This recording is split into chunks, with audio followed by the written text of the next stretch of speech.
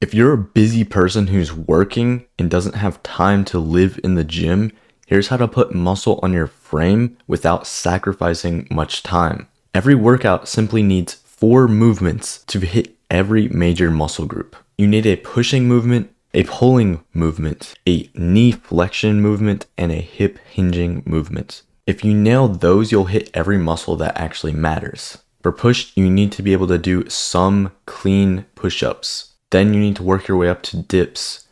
You need to be comfortable with getting your elbows deep and having healthy shoulders. This is to prevent injury long term. A lot of people skip out on that. Once you do that, you can use dumbbells or your choice of weight, but you need to master the foundations first. For pull, you need to work on your rows and work your way up to chin-ups. Learn to use your scapula instead of just your arms bending at the elbow. This is me pulling with my arms. This is me pulling with my entire back. Do you see the difference? I'm using my shoulder blade and scapula, pulling it back.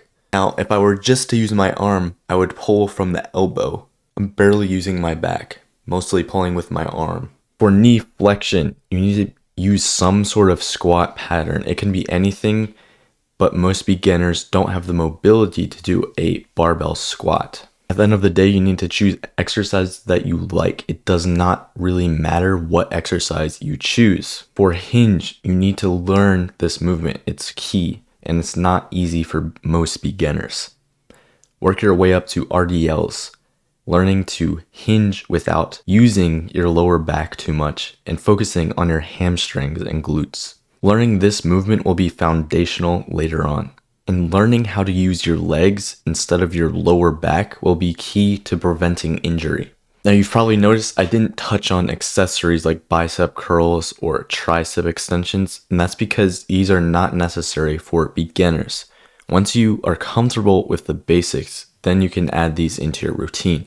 Once you can do all 4 of the pillar movements, you can add 1 accessory for your arms, biceps, triceps, your legs, and then abs. Adding other accessories like forearms, traps, and shoulders are not necessary, but you can add them in later once you become more experienced. Now, what about training frequency? For beginners, you only need to work out each muscle group once a week. Once you're comfortable with that, then you can work out each muscle group twice a week, which is ideal.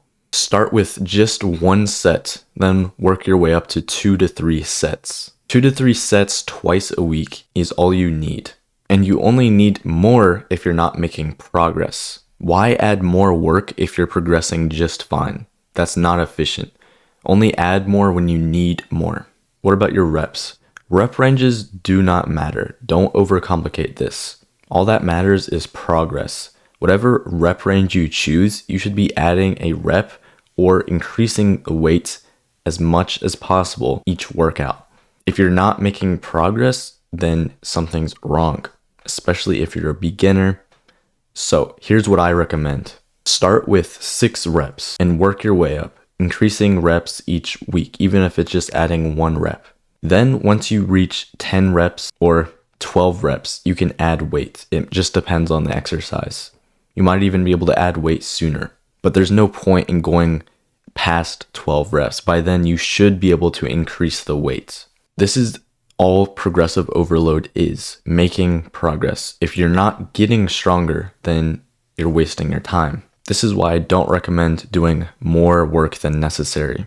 Sometimes doing excessive sets can hinder your recovery and cause you to not get stronger. This is why I recommend starting with low volume and low frequency training. Start with the minimum and work your way from there. Starting with more than enough training is just dumb. There's no point. I would rather you start with not enough and work your way up. I've tried to make this as simple as possible, but if you want the specific beginner progressions, then I have that in the link. And if you're a little more advanced, you can see exactly what workout I'm doing right now. For beginners, I recommend you start with just 2 days a week doing an upper body, lower body split. Or you can do 2 full body splits. Then, over the course of weeks, work your way up to a 4-day frequency of upper body, lower body. And you don't even need that much. You can do 2 to 3 hours a week and progress just fine, especially as a beginner. I'm getting into the advanced stage and I lift only 4 hours a week. If this still feels overwhelming, I can help you build your own custom training program that will be as efficient as possible so you don't have to sacrifice your time or energy. The gym should enhance your life, not get in the way of it. If this was helpful, please subscribe and like. Follow for more fitness advice.